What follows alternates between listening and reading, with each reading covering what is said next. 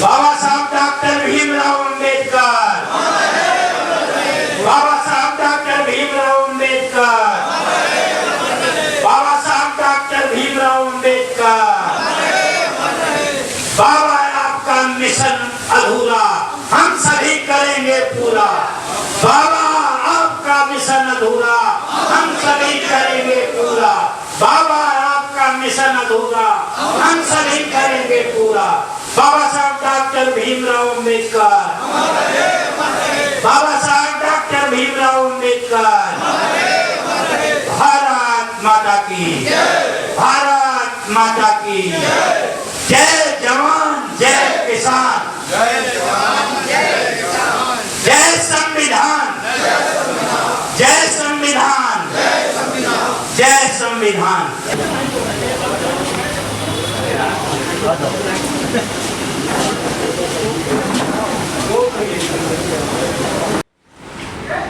जाग उठो ऐ सोने वालों, भीम ने ज्योति जलाई है।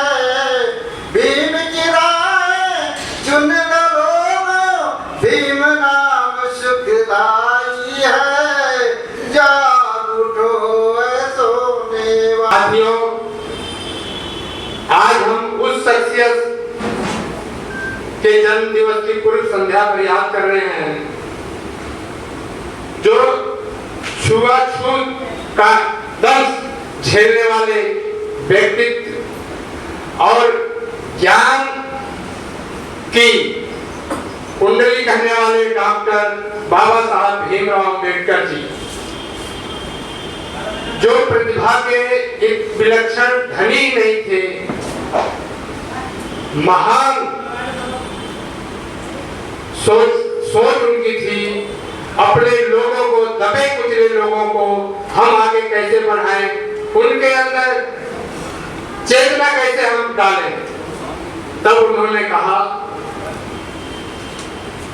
शिक्षित बनो, संघर्ष करो और संगठित रहो। शिक्षा वो शेरनी का दूध है, जो पिएगा वही दहाड़ेगा। इस डेस्क बोर्ड पर लिखा हुआ है। तो साथियों, हम ऐसे महापुरुष को याद कर रहे हैं। मौलिक अधिकार हमें दिया, किस तरह का संघर्ष का रास्ता हमें दिखाया उन्होंने कि अगर सरकारें कोई जुल्म करती हैं तो हमारा दायित्व है कि हम उस सरकार का मुंहतोड़ जवाब रोड पर आकर दें। उसे तो एक गुफा डाल दो और उसी गुफे में लेके चलती है।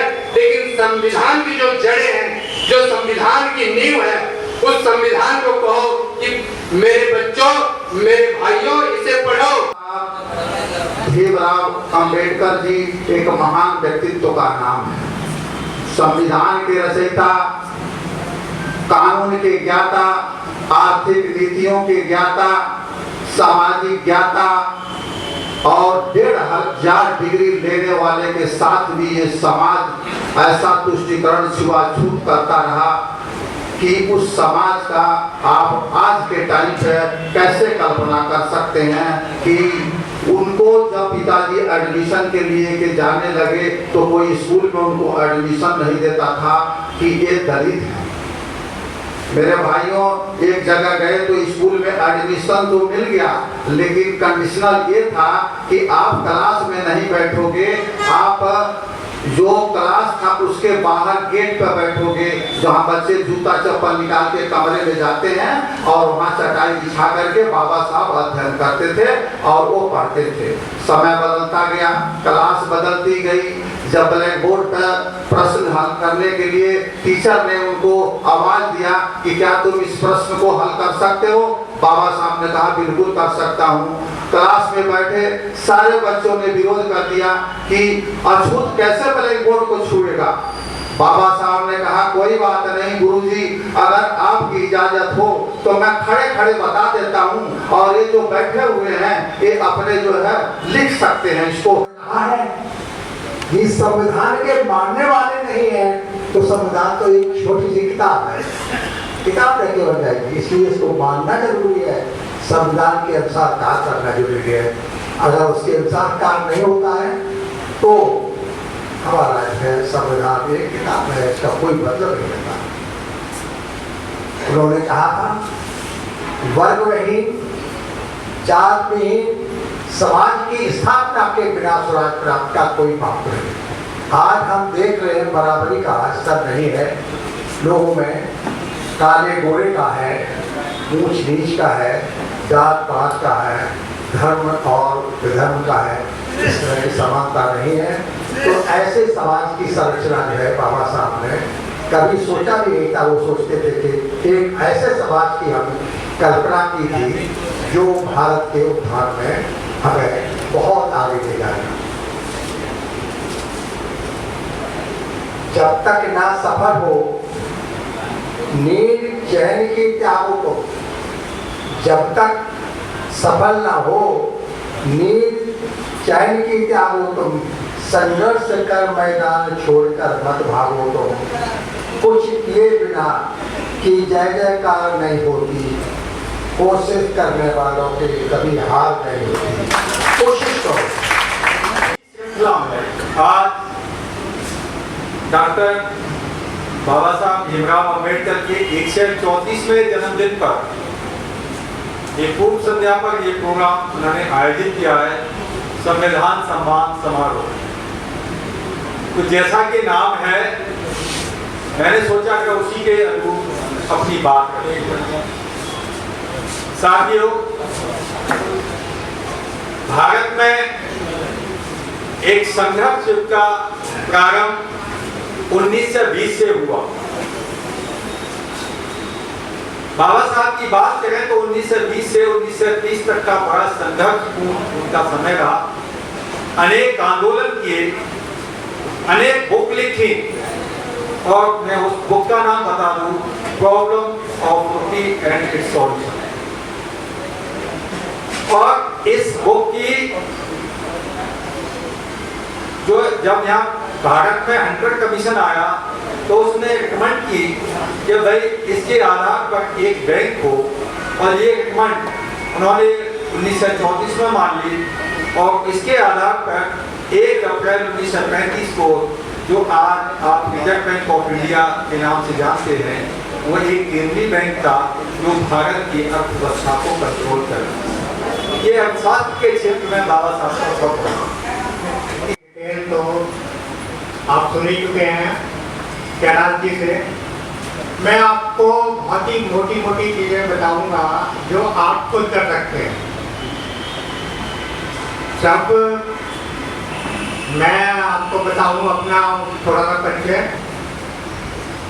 मैं MBBS डॉक्टर हूँ और दिल्ली गवर्नमेंट में UPSC के तरफ सेलेक्ट होकर आ गया था दिल्ली गवर्नमेंट में एज ए मेडिकल ऑफिसर, और लगातार दिल्ली गवर्नमेंट में सर्विस करी।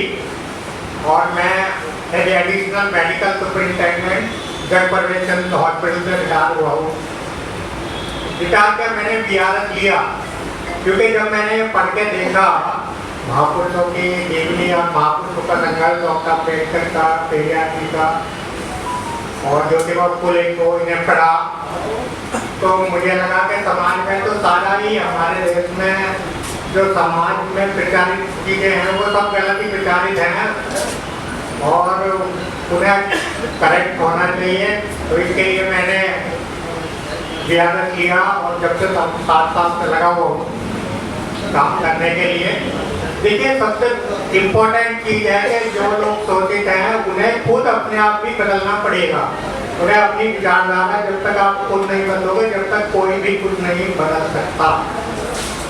अब हम मोटी मोटी 2 चीज़ें हम डिस्कस करेंगे।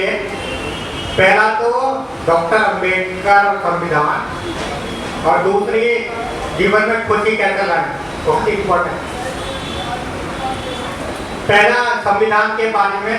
अब डॉक्टर अम्बेडकर को यदि कहें तो इंडिया में उनके खिलाफ इतनी घृणा भरी जा रही है।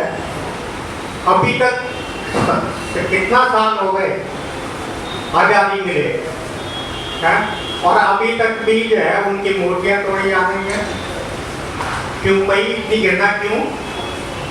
जो भी अम्बेडकर का नाम लेने तक भी लोग जो है बुरा यह समझते हैं जैसा हमारी जीव पवित्र हो जाएगी, जबकि अभी तक दुनिया में उनसे बड़ा कोई भी मतलब जितनी उनके पास डिग्री थी, कोई भी पढ़ा लिखा व्यक्ति आज तक पैदा नहीं हुआ। अमेरिका के राष्ट्रपति ने उनके बारे में कहा था कि डॉक्टर अम्बेडकर यदि हमारे देश में पैदा होते हैं तो हम उन्हें सूरज कहकर पुकारते हैं। उनके पास 32 डिग्रियां थी, 9 भाषाओं का ज्ञान था, 9 भाषा बोल सकते थे, वो समझ सकते थे।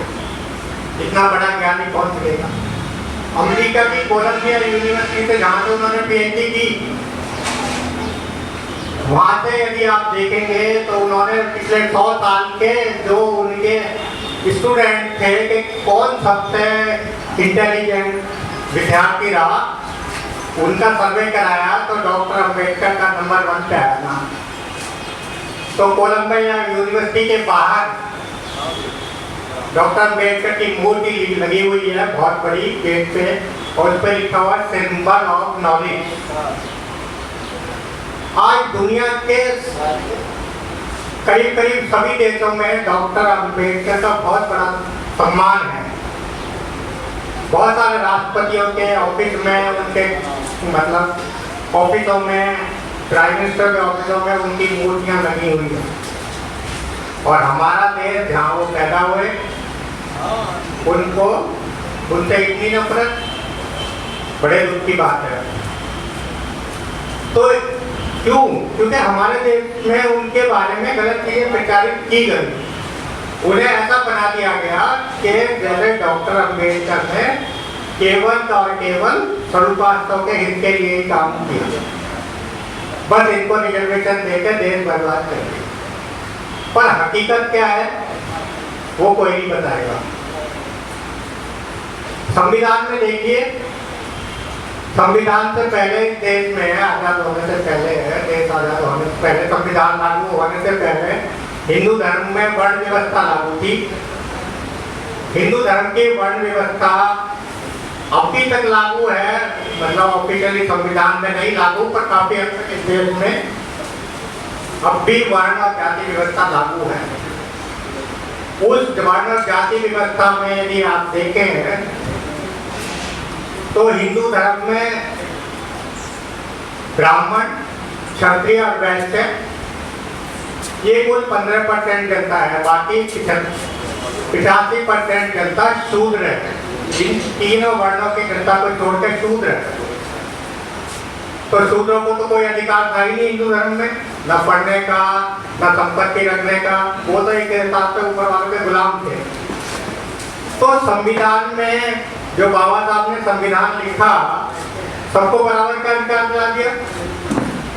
तो बाबा साहब ने तो इन सबकी इतने साल से जो गुलामी की बेड़ियां थी, सबकी 85% जनता की गुलामी की बेड़ियां संविधान में तोड़ के बराबर कर दिया। सबको बराबर के अधिकार है, पढ़ने लिखने का भी अधिकार है, न्याय भी सबके लिए बराबर है, और आप बोल सकते हो।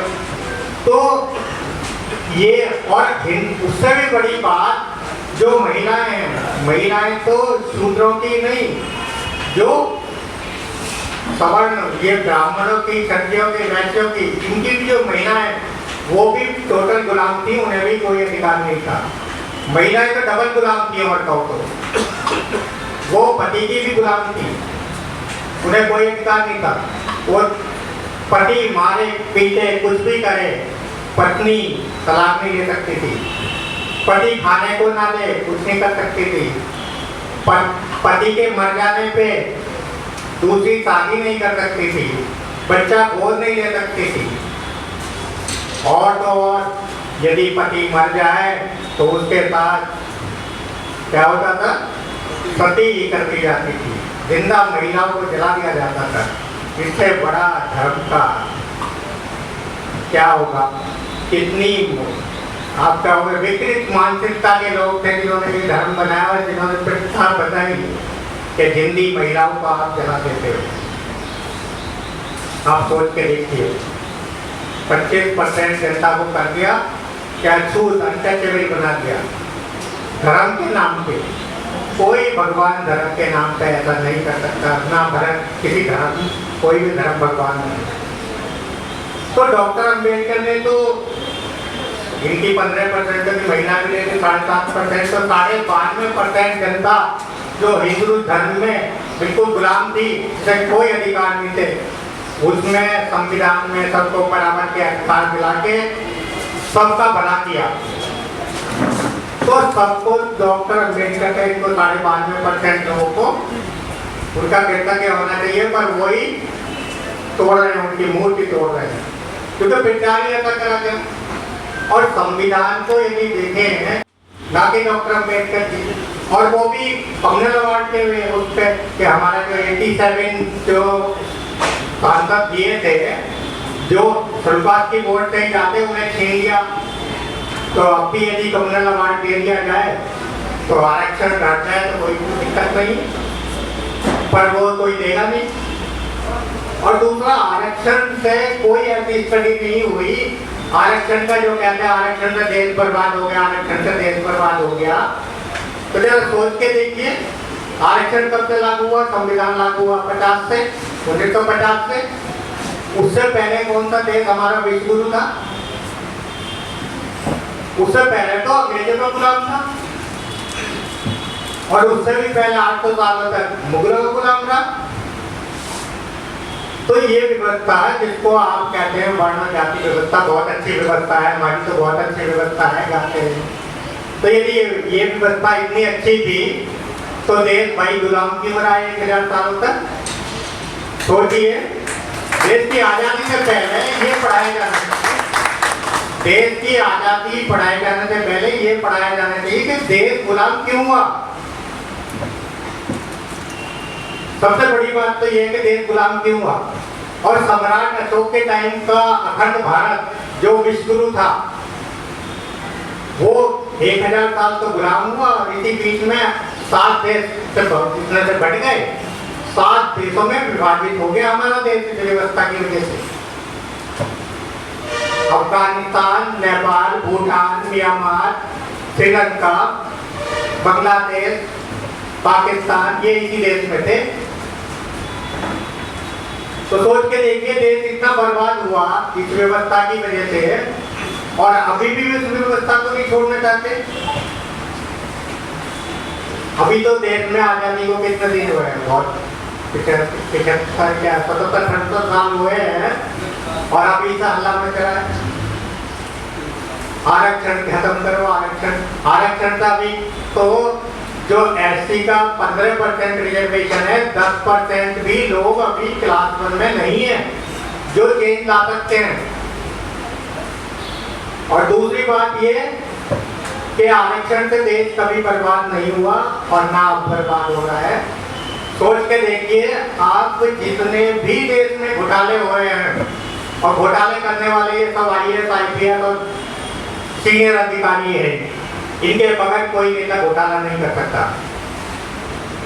सारे काम गवर्नमेंट सिस्टम पे होते हैं, और जितने भी अधिकारी पकड़े गए हैं उनमें कोई SC, ST, OBC का नहीं है, ना कोई माइनॉरिटी का, मुस्लिम है, सब उनकी जाति के अधिकारी हैं। जितने भी लोग पैसे लेके भाग गए विदेशों में, कौन है वो?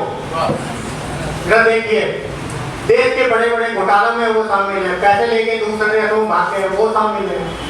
तो देश को वो लूट रहे हैं कि ये लोग आरक्षण से बर्बाद हो रहा है। आपको पता भी नहीं पड़ता कि एक करीब जो है मोदी गवर्नमेंट ने करीब 150 लाख करोड़ रुपए माफ कर दिए बड़े बड़े बिजनेसमैनों के, और आपको पता भी नहीं है। तो देश को तो वो लोग लूट रहे हैं और आप यहाँ लड़ रहे हो। 1918 की, ये 2018 की रिपोर्ट है कि 1% देश में 1% लोगों में के पास देश की 78% धन संपत्ति है, 78% लिए बैठे हैं। अब तो और भी ज्यादा हो गई होगी। इसमें हम ऊपर के 4% को और ले लें तो 90% तो जरूर हो जाएगी। तो ऊपर के 4% तो 90% धन संपत्ति देश के लिए बैठे हैं, और बाकी 95% जनता जी रही है 10% में। आप लोग 10% में हो, वो 50% में कोई नहीं है। यहाँ जितने भी बैठे 10% में। तो आप सोचिए, और आप आपस में लड़ रहे हो, मेरा अधिकार उसने खा लिया, मेरा अधिकार उसने खा लिया, और जो 90% लिए बैठे उनकी कोई बात ही नहीं करता। है ना। तो आप ये देखिए ना 90% क्यों लिए बैठे हैं, वो कौन लिए बैठे हैं, घोटाले सबसे बड़े बड़े वही कर रहे हैं, देश को लूट के। हमारे देश के जितने भी बड़े बड़े उद्योगपति हैं सबने विदेशों में अपने मकान लिए हुए, बिजनेस करा हुआ है, ये हिसाब से बैठे हैं कि यदि देश कुछ बर्बाद हुआ तो तुरंत भाग जाएंगे यहाँ से सोचते। क्यों ऐसा क्यों है? तो ये सब सोचने की बातें हैं। संविधान के खिलाफ समाज में प्रचार करा जा रहा है कि संविधान कर दो, पहला ही संविधान लाओ, मनुष्य मिट्टी लाओ। अरे संविधान में क्या गलती है ये भी तो बताओ। संविधान कोई डॉक्टर अम्बेडकर ने अपनी मर्जी से नहीं लिख दिया। संविधान जब लिखा जा रहा था वो तो डॉक्टर अम्बेडकर ड्राफ्टिंग कमेटी के हेड थे। उन्होंने तो ये कहा, जब सबने हाथ उठा दिए थे तो उन्होंने संविधान लिखने के लिए वो तैयार हुए और उन्होंने दूसरे देशों के अच्छे सब देशों के संविधान पढ़ के जो अच्छी चीजें थी वो निकाल के लाए और वो संविधान सभा में रखी गई। संविधान सभा में 299 मेंबर थे और वो संविधान सभा में हर आर्टिकल पे डिबेट हुई है काफी, हर तरह की। और जब वहाँ संविधान सभा ने उसे मान लिया है तो तब वो ऐड हुई है। और संविधान सभा में मान लीजिए कौन लोग थे उस टाइम, जो लोग आजादी के लिए लड़ाई लड़ रहे थे और उसमें से जो बच गए, जिन्होंने संघर्ष करा, अपना जीवन लगाया, वही लोग थे संविधान सभा में। सभी वक्ताओं ने आपके बीच में अपने विचार रखे और बहुत कुछ बताया है। आज का कार्यक्रम बाबा साहब डॉक्टर के चरणों में नमन करते हुए संविधान सम्मान दिवस के रूप में मनाया जाता है। बाबा साहब का जो मिशन है, एक शायर के शब्दों में, मेरी कश्ती को सराहो, मेरे हमराह चलो, मैंने एक समा जलाई है हवाओं के खिलाफ। तो बाबा साहब ने जो काम किया है, जब हवाएं विपरीत दिशा में थी, पूरा समाज गर्भित अवस्था में था, देश गुलाम था। हम क्यों गुलाम और गरीब हैं, उसका कारण क्या था? उसको बाबा साहब डॉक्टर भीमराव अंबेडकर ने शिक्षा लेकर समझा था। क्योंकि उन्होंने कोलंबिया विश्वविद्यालय में लगातार 18 घंटे वहां के पुस्तकालय में अध्ययन करके सब बातों को समझा था। उन्होंने 2 विश्वविद्यालय से पीएचडी की थी। लंदन स्कूल ऑफ इकोनॉमिक्स से पीएचडी वहां की थी और कोलंबिया विश्वविद्यालय में तो उनका इतना सम्मान है कि सबसे ज्यादा पुस्तकों का अध्ययन विश्व का किसी छात्र ने अगर किया तो बाबा साहब डॉक्टर भीमराव अंबेडकर ने किया। मैं आप लोगों के बीच में ये बताना चाहता हूं कि बाबा साहब डॉक्टर अंबेडकर की निजी लाइब्रेरी थी, पुस्तकालय था, जिसमें 33,000 से लेकर लगभग लोग कहते हैं कि 50,000 तक किताबें थी। तो इतना बड़ा विद्वान जिसने पूरे समाज और देश को उद्वेलित कर दिया।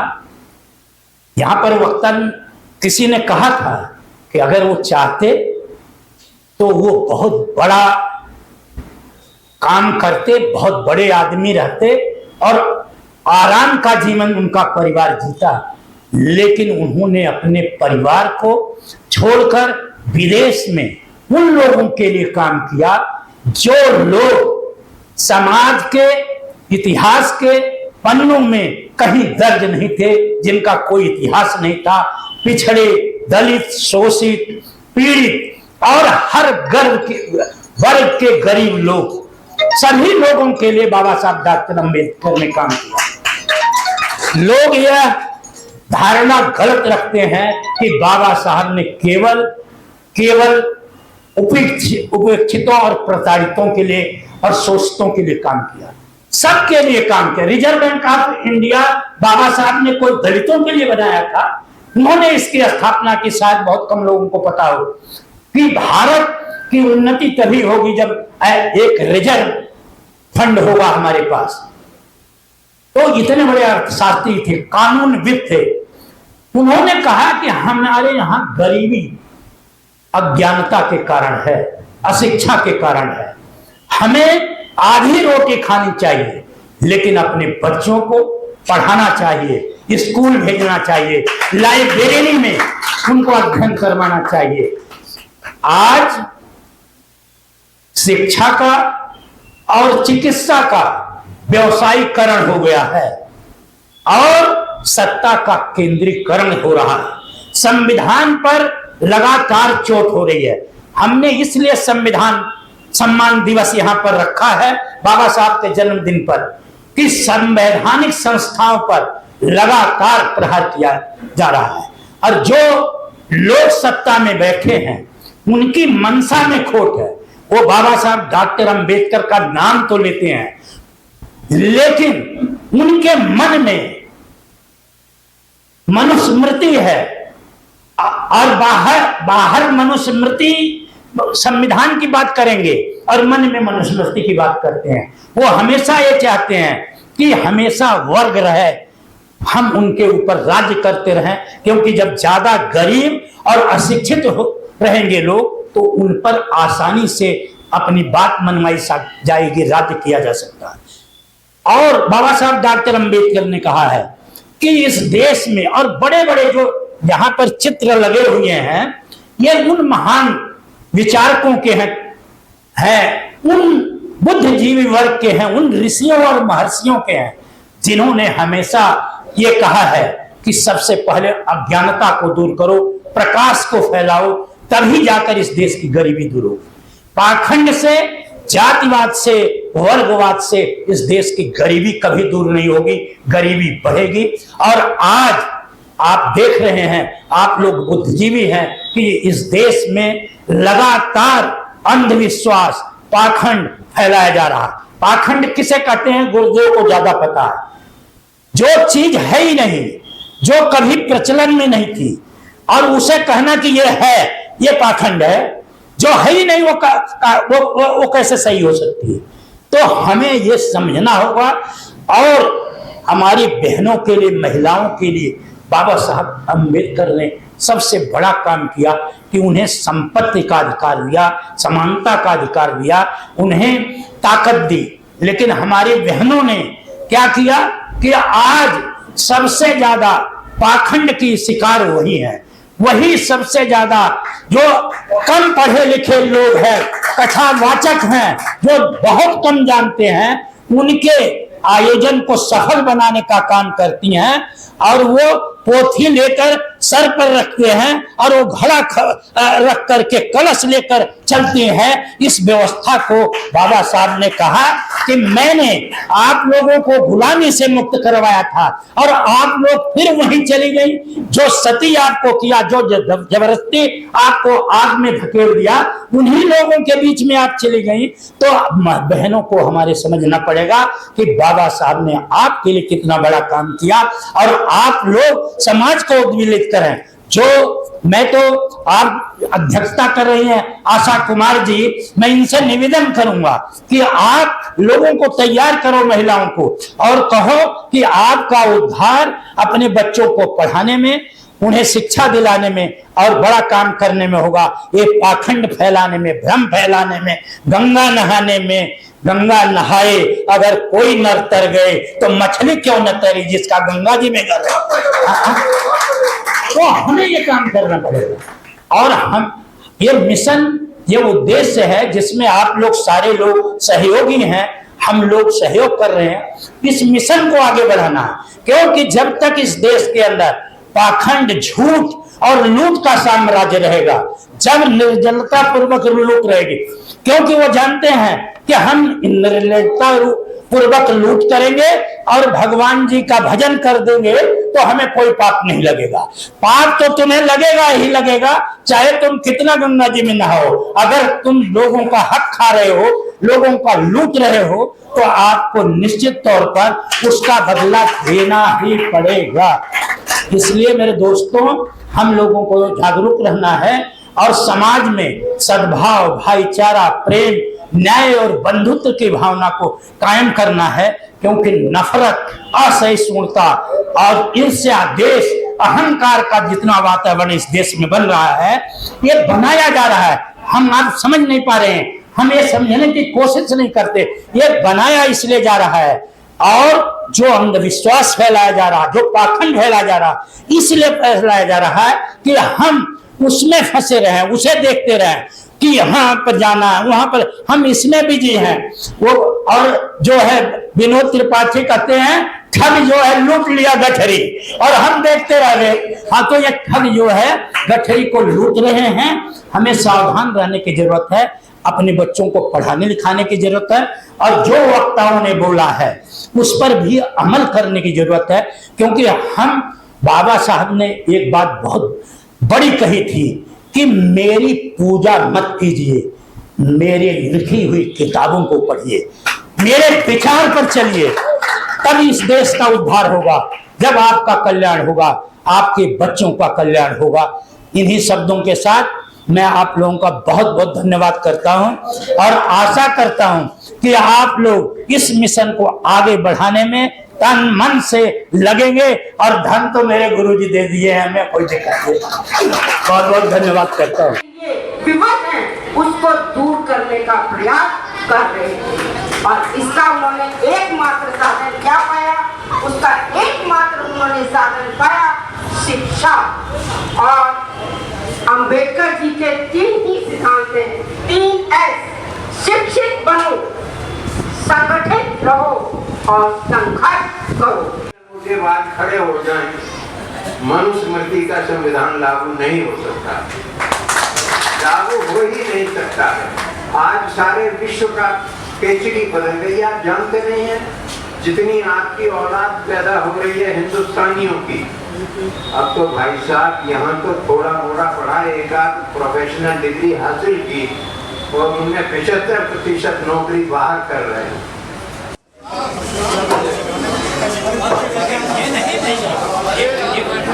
बाबा साहब का, जब तक सूरज चांद रहेगा बाबा तेरा नाम रहेगा, जब तक सूरज चांद रहेगा बाबा तेरा नाम रहेगा, जब तक सूरज चांद रहेगा बाबा तेरा नाम रहेगा। डॉक्टर अम्बेडकर जिंदाबाद, बाबा भीम अमर रहे,